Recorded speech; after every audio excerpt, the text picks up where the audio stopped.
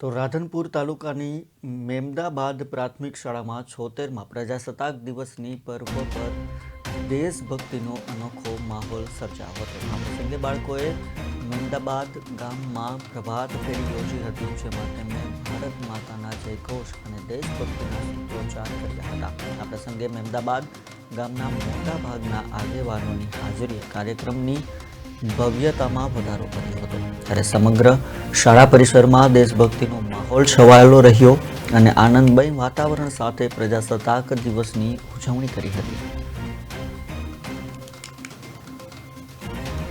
આજરોજ મેમદાબાદ પ્રાથમિક શાળાની અંદર 76મા પ્રજાસત્તાક દિનની ધામધૂમથી ઉજવણી કરવામાં આવી।